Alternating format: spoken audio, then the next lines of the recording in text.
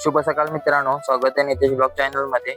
तर आजची सुरुवात होते पंपामधूनच व्हिडिओला।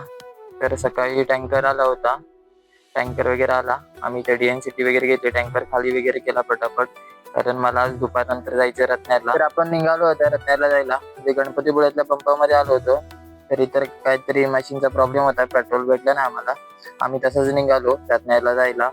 तसा काय आमचा प्लॅन नव्हता आज रत्नागिरीला जायचा, तर मित्राचं काम होतं, त्याचा कॉल आला, माझं पण काम होतं, चष्मा चेंज करायचा होता। तर आम्ही निघालो दुपारीच रत्नागिरीला जायला। बघताय तुम्ही रस्त्यातील डोंगर, झाडं, असा निसर्ग आणि त्यात समुद्र। खूप दिवसांनी मी बाहेर पडलो, तर मला ते छान वाटलं।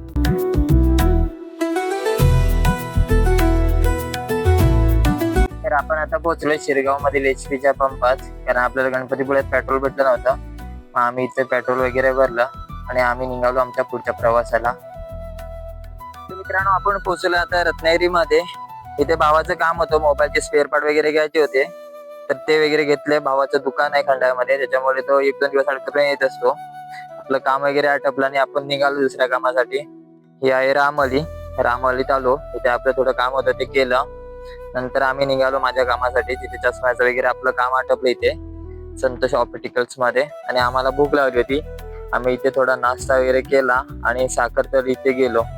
इथे मासे विकण्यासाठी बसतात, तर तिथे आम्ही मासे घेतले आणि रत्नागिरीमध्ये आम्ही आलो आणि मासे कधी न घेता घरी गेलो असं कधी होत नाही। इथे थोडं थांबलो होतो, थोड्या गप्पा वगैरे मारल्या आणि परतीच्या प्रवासाला निघालो। असा होता आमचा रत्नागिरीचा हा व्हिडिओ। आवडला असेल तर नक्की लाईक करा आणि चॅनलला सबस्क्राईब करा। धन्यवाद।